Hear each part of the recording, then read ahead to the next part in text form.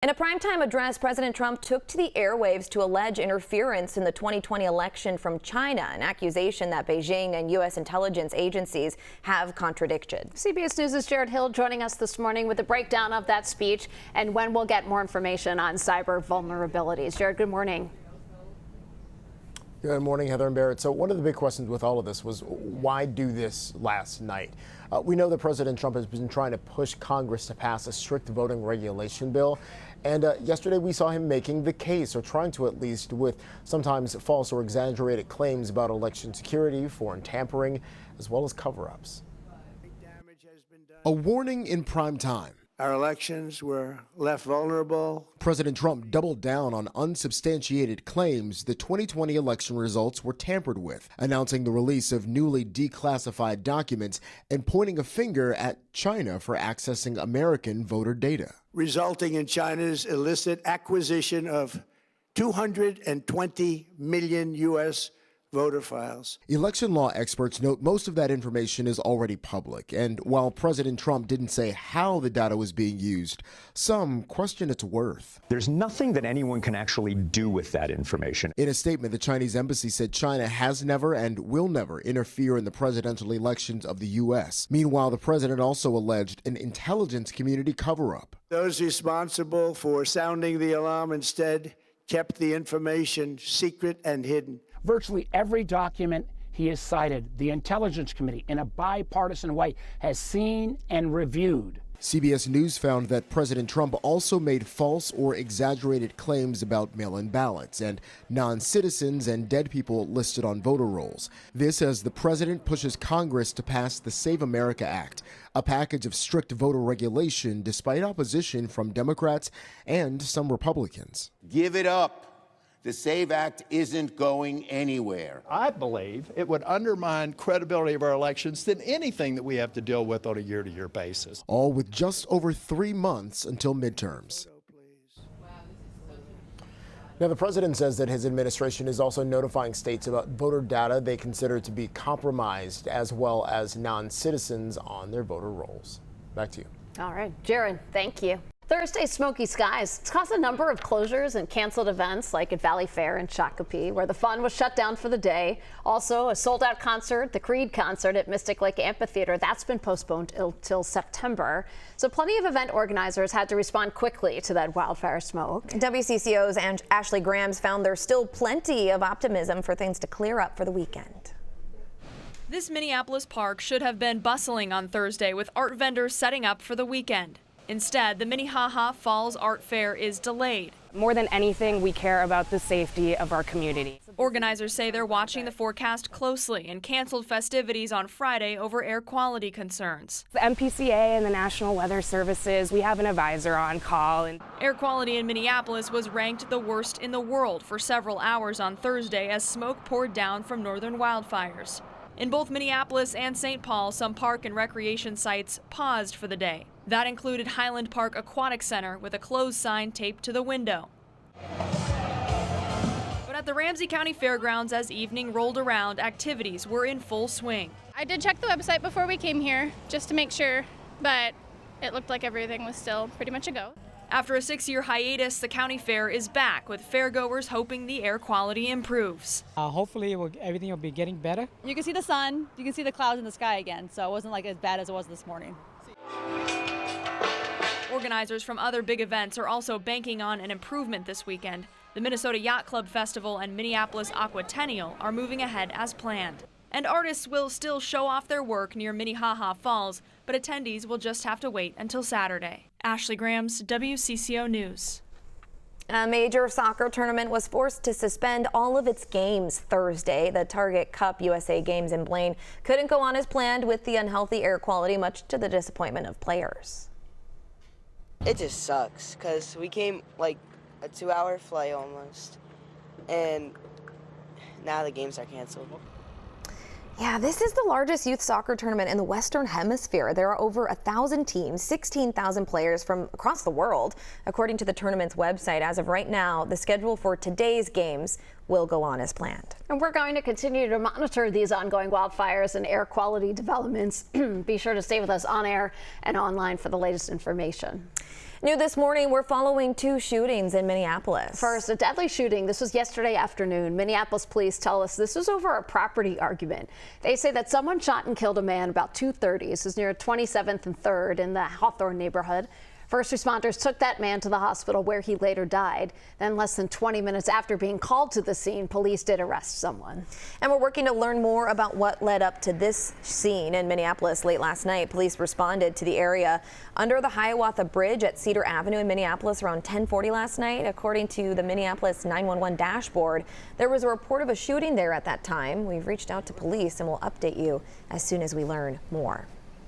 A major redesign of Lindale Avenue South got the green light by the Minneapolis City Council on Thursday. It's a plan supporters say will make the corridor safer. This project includes separated sidewalks and bikeways, along with traffic calming measures along this nearly century-old street.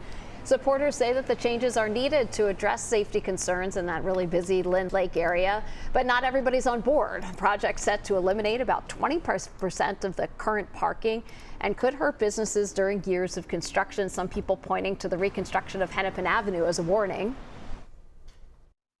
These transportation decisions have real consequences for businesses, employees, and neighborhoods they affect. People who have been hit by cars and killed on this road, people who have been injured, people who don't cross the road because it is so dangerous, and so they feel hemmed in one neighborhood as opposed to going to the other. There are so many reasons why this update is happening. Hennepin County says it will continue working with the businesses as the project moves forward. Now, construction is not expected to start for another 2 years and could take up to 3 years to complete. Something else that the Minneapolis City Council approved, $2.5 million to repair a crumbling housing complex. So it'll offer relocation for the more than 600 people who already live at Heritage Park. This is in North Minneapolis. That complex originally meant to be mixed income housing, but after years of neglect, it's fallen into repair. The Minneapolis City Council voted down a pilot program police say would help out first responders. It would have been a free 75-day trial period in the 4th precinct with the company Skydio Inc. They say the goal is to see if drones can improve emergency response times, make both the public and the first responders safer, and help clear calls when police aren't needed. Last week, dozens of residents spoke out at a city meeting saying they're concerned about the surveillance. Some council members criticized the company, saying company works with the Israeli Defense Force and ICE. The question before us is, will this pilot help the people of Minneapolis? Will it operate under Minnesota state law and Minneapolis's policies, with Minneapolis retaining control of the data and with full transparency? I believe the answer is yes. The vendor does have a documented history of having sold weapons that surveil and kill innocent people. And there is literally no reason for the city of Minneapolis to contract with companies who arm entities such as ICE or Israel, who have shown a disregard for life. Several other agencies have already used these drones, including St. Paul and Minnetonka. Now, a different kind of drone is bringing high-tech help to Minnesota farms. They're called spray drones, and recently that technology has taken off. Tyler Larson is a farmer and he's a spray drone operator. On Thursday morning, he was applying fungicide to a field near Owatonna. He says that if the weather complies, he can spray about 250 acres a day.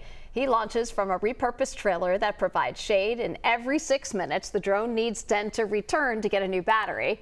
Larson says that the drones have an advantage over aerial spray planes and spray rigs that drive through fields. I think it's the way of the future. For taller crops, we're going to be doing more and more aerial. I mean, there's always going to be some ground rigs, but I think it's going to start to be more and more. As it costs them about $13 an hour, $13 an acre, I should say, to fly a spray drone. It is Friday, so maybe you're in need of something to do. We have our picks for your weekend. Okay, I'm going to go first, and it's quite obvious with this right here. The big celebration, the Aquatennial, is here. Known as the best days of summer, there are so many events to enjoy in and around the city over the next 10 days. You get family fun like Aqua Night at the Twins game, a River Rats show, and of course the Torchlight Parade. So the parade will cruise down Nicollet Mall next Wednesday at 7:30. New this year is a snowball celebration next Tuesday, and a model sailboat pond for all to check out. But I think model this sailboat. is There you go. pretty sweet right there. Yes, it's excellent. Yes. So they have the Torchlight Parade. This is always such a fun. Yeah, it's always such a fun. I think I might hold it on the green screen. I think that you should. Like, I think that you should hold it. Yeah, exactly. He's ready. Truly celebrating your pick. The Minneapolis sailboat pond. Yeah, pretty cool.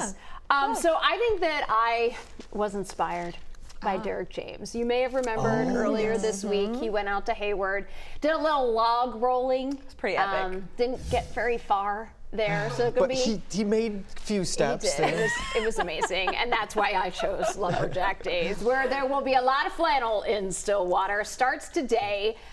This is a 92nd year for Lumberjack Days. So you got the shows on Saturday. Of course, the log rolling there, boom running, chopping. This is intense. It's really incredible when you see what these people are doing. They'll have live music, a downhill derby, homemade cards, and the parade will be at 11 in the morning. Barrett, I know you saw this video of what they did. Joseph, you and I were talking, and I was like, I don't even think I could do one of those things. No, it's insane. I know, like those wipeout videos. Like I'd be like face first into the water. Yeah, I think my toxic trait is like, oh yeah, I could do that, and then and then you go I face plant. I believe that was Derek's toxic really trait confident. as well. Yeah. And it's housed in Stillwater, which is such a cool spot. Yes, gorgeous out there too. All right, so we are going to Mound for my pick this week. The Spirit of the Lakes Festival runs through tomorrow. It's held at Surfside Park. Think all things summer fun. There's a boat-in movie, live music, makers market, and more. Tomorrow will be open.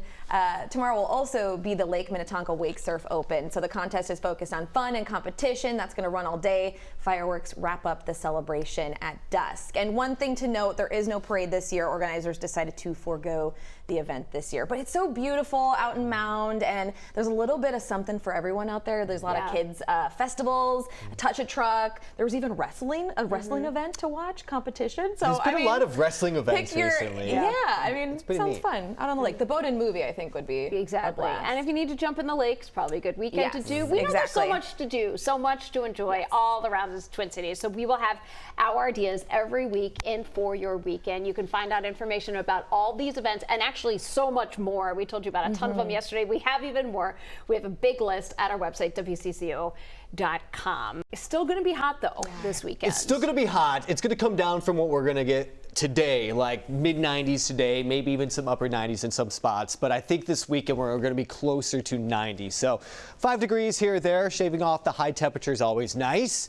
And in this case, it may help just a little bit, but you should still be prepared for some warm days coming up through the weekend. You should still be prepared for a little bit of humidity. And I would also be prepared for areas of some more wildfire smoke this weekend. It's all going to kind of depend on where you're located, but I'd at least have it in the back of your mind that we could get more smoke around here. For today, the heat's back up. So yesterday we had the flashing orange tower because the air quality was just so poor. It was hazardous. Well, we've switched it back to red because of the heat. We do have an extreme heat warning in place until 9 p.m. tonight.